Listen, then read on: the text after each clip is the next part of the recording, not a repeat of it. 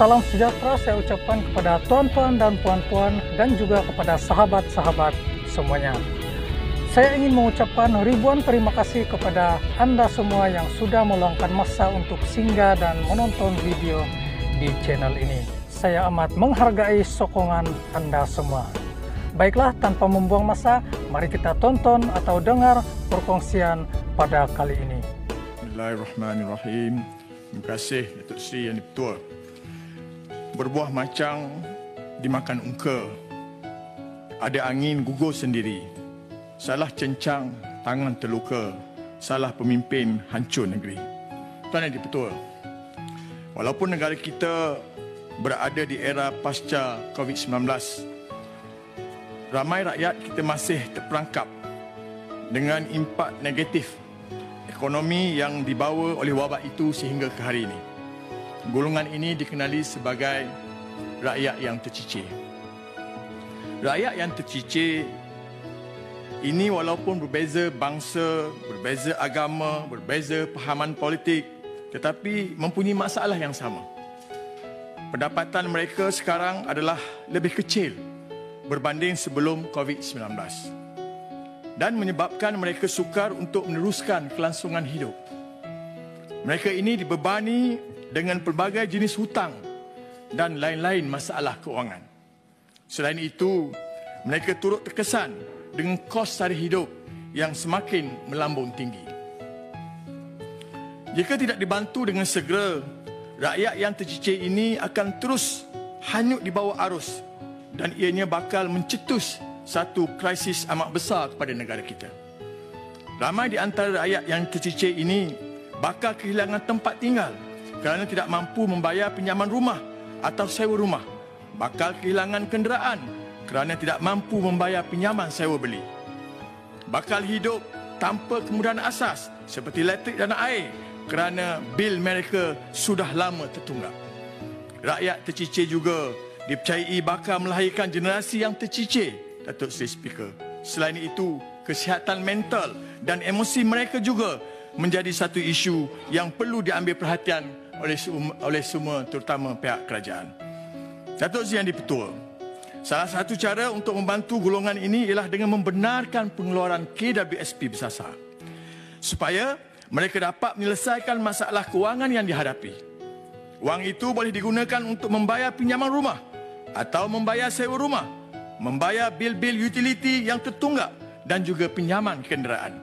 Apabila hutang-hutang ini akhirnya dibayar, ianya bukan sahaja baik kepada golongan ini, ianya juga memberi aliran tunai positif kepada pihak berkepentingan, contohnya sektor perbankan, kerana ianya akan membantu mengelakkan dengan izin non-performing loan. Kesihatan mental dan emosi golongan ini juga akan lebih terjaga. Mereka akan memudahkan dan memulakan penghidupan baru. Datuk Seri Yang di-Pertua, kita jangkakan limpahan ekonomi yang lebih baik untuk negara, justru membantu peniaga-peniaga kecil dan pelbagai pihak. Ini sudah terbukti dari segi data ekonomi pada tahun 2022, bagaimana pengeluaran KWSP membantu kita mencatat sejarah pertumbuhan yang amat tinggi setelah berdekad-dekad lamanya tidak mencapai rekod sebegitu rupa. Amat menggusarkan bila rakyat dan netizen di luar sana bersuara bagaimana kuasa membeli di bazar Ramadan dan bazar Aidilfitri telah hilang pada tahun ini. Tambah menggusarkan lagi apabila saluran berita antarabangsa Channel News Asia pada 8 April minggu lepas melaporkan jualan-jualan menurun di bazar Ramadan di saat kos harga barang meningkat. Tuan Yang di-Pertua, begitu banyak hujah-hujah diberikan untuk tidak membenarkan pengeluaran KWSP bersasar ini daripada diluluskan oleh kerajaan. Antara hujah utama yang sering diulang-ulangkan ialah kerajaan kena menjaga masa hadapan rakyat yang memerlukan KWSP bersasar ini. Namun, sebagai kerajaan adalah tidak masuk akal untuk bercakap mengenai menjaga masa hadapan rakyat jika masa sekarang rakyat tercicir ini diabaikan. Mengabaikan masa sekarang golongan ini adalah ibarat merampas masa hadapan mereka dan ianya adalah tidak bermoral untuk kerajaan berbuat demikian. Cuba kita semua bayangkan, rakyat yang amat memerlukan pengeluaran KWSP bersasar ini untuk menyelesaikan masalah bayaran pinjaman rumah yang sudah tertunggak akhirnya tidak mampu membuat sedemikian dan rumah itu disita oleh pihak bank. Apabila rumah itu dilelong dan didapati rakyat kita juga masih mempunyai hutang melebihi 100,000, ianya akan menyebabkan diisytiharkan bankrupt. Dalam senario ini, adakah menjaga masa hadapan rakyat itu lebih penting daripada menjaga masa sekarang? Kita sedia maklum, pengeluaran KWSP bersasar ini adalah penyelesaian jangka pendek kita tahu untuk golongan rakyat yang tercicir sahaja. Untuk penyelesaian jangka panjang, ada banyak langkah yang boleh diambil dan wajib diambil oleh kerajaan untuk membantu menjaga masa depan golongan ini. Kerajaan hanya perlu bersikap terbuka dan mempertimbangkan cadangan-cadangan ini. Datuk Seri Yang di-Pertua, izinkan saya memberi beberapa cadangan yang boleh pakai oleh kerajaan dalam menyelesaikan pengeluaran KWSP bersasar. Untuk menyelesaikan masalah kekurangan simpanan hari tua kepada mereka yang terdesak memerlukan KWSP, mereka sekarang perubahan dibuat pengeluaran penuh pada usia 55 tahun. Ianya boleh diganti dengan pengeluaran secara anuiti, iaitu ansuran selama 5 tahun. Kerajaan boleh menetapkan pengeluaran anuiti yang juga ansuran tidak melebihi 20% dari jumlah simpanan untuk menjayakan cadangan ini. Di hujung 5 tahun nanti, itu nanti akan pasti wang simpanan KWSP akan lebih dividen dan kegunaan untuk masa hadapan mereka. Sebagai contoh, nak bagi contoh, Puan Kiah berusia 45 tahun hanya memerlukan pengeluaran KWSP bersasar sebanyak 10,000 untuk menyelamatkan rumahnya dari dilelong oleh bank.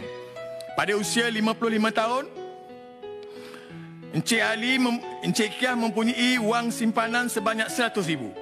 Dengan skim pengeluaran anuiti sebanyak 20% tahun dan kadar dividen diandaikan sebanyak 5% tahun dan dividen terkumpul dalam tempoh ini hanya boleh dikeluarkan pada hujung tahun pengeluaran anuiti. Encik Ali bakal mempunyai tambahan simpanan KWSP sebanyak 11,000. Ini adalah satu cadangan yang amat bernas untuk membantu Encik Ali dan keluarganya dari kehilangan tempat tinggalnya sekarang, dan kaedah ini membantu untuk masa hadapan beliau. Ramai di antara rakyat yang tercicir ini dalam pasca COVID-19 bekerja dalam sektor ekonomi gig. Saya ada diperkenalkan kepada individu yang sebelum ini bekerja tetap tetapi telah dibuang kerja ketika wabak melanda. Kini terpaksa bekerja dalam sektor ekonomi gig. Mereka ini tidak mempunyai caroman KWSP. Kerajaan boleh mewujudkan satu skim khas mewajibkan caroman KWSP untuk mereka dalam sektor ini. Mungkin pekerja gig boleh mencarun dalam kadar 2.5% dari pendapatan dan majikan gig menyumbang caroman pada kadar yang sama. Walaupun tidak sebanyak caroman seperti biasa, ianya serba sedikit dapat membantu, insya-Allah. Malah kerajaan mungkin boleh memberi insentif kepada pelepasan cukai untuk majikan gig bagi menjayakan cadangan ini.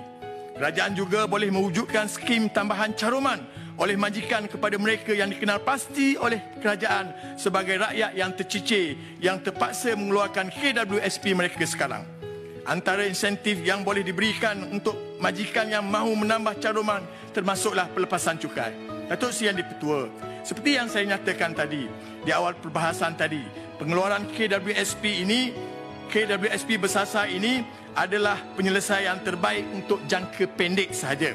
Namun penyelesaian jangka panjang adalah menjadi tanggungjawab pihak kerajaan untuk ditunaikan. Kerajaan perlu mewujudkan satu program pemulihan khas untuk rakyat tercicir yang terdesak memerlukan pengeluaran KWSP bersasar ini. Data dari permohonan pengeluaran boleh digunakan untuk menjayakan program ini. Berikut adalah contoh-contoh program pemulihan yang boleh kita laksanakan. Menurut data Pertubuhan Keselamatan Sosial (PKSO), semasa pandemik, industri perkhidmatan dan pembuatan merekodkan kadar pemberhentian kerja sektor masing-masing sebanyak 69% dan 21% pada tahun 2020. Dan bagi separuh pertama 2021, kadar ini masing-masing berada di paras 72% dan 18%. Sudah pasti, sebilangan besar yang termasuk dalam golongan rakyat yang tercicir ini ialah mereka yang ketika pandemik COVID-19 telah kehilangan kerja. Dengan umur yang kian meningkat, dan syarikat-syarikat mengambil pilihan menjimatkan kos, amat sukar untuk golongan ini mencari kerja yang bersesuaian. Oleh kerana mereka tetap terpaksa mencari sesuap nasi, kini golongan itu ramai kembali bekerja tetapi menjadi dengan izin underemployed.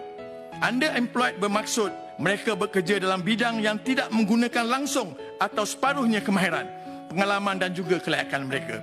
Dan ini juga menyebabkan gaji mereka lebih kecil. Kita kini telah menjadi negara dengan izin, a nation that is wasting their human capital talents. Sebuah negara yang membazirkan bakat modal insan.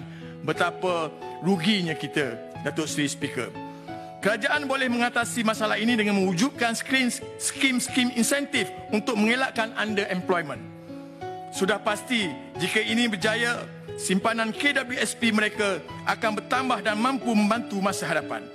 Antara yang dikenal pasti adalah golongan rakyat yang tercicir ini ialah antaranya sebahagian besarnya adalah usahawan kecil yang pernah bekerja dan mempunyai simpanan KWSP. Kerajaan perlu mewujudkan program bimbingan spesifik kepada golongan ini. Saya tidak pernah terjumpa dengan program bimbingan usahawan spesifik untuk usahawan yang masih terjerat dalam impak COVID-19. Kerajaan juga boleh mewujudkan grant atau pinjaman khas kepada golongan ini setelah mereka mengikuti kursus bimbingan khas ini. Ada juga hujah seperti disebut baru-baru ini oleh Yang Berhormat Menteri Ekonomi, pengeluaran KWSP bersasar ini akan turut menjejaskan dividen mereka yang tidak perlu mengeluarkan KWSP. Ini sebenarnya boleh diselesaikan. Kerajaan boleh mengagihkan dividen KWSP 2023 nanti dengan cara dividen pelbagai kadar. Mereka yang terdesak perlu mengeluarkan KWSP boleh diberikan dividen lebih rendah, manakala mereka yang tidak perlu mengeluarkan KWSP menerima dividen yang lebih tinggi. Selain itu, naratif yang disebarkan oleh pihak tertentu iaitu jika pengeluaran KWSP bersasar dibenarkan, ianya akan menyebabkan modal pelaburan KWSP akan mengecil dan dividen akan berkurangan seperti tahun lepas. Ini adalah satu sifat spekulatif. Semua sedia maklum, pasaran kewangan seluruh dunia pada tahun 2022 mengalami kemerosotan dan menyebabkan pulangan yang sangat kecil. Mengikut penyatakan aliran tunai, KWSP untuk tahun kewangan berakhir 31 Disember 2021, KWSP mempunyai tunai dan keserataan tunai berjumlah 63.19 bilion walaupun telah diambil kira pengeluaran air sinar dan air citra pada tahun itu.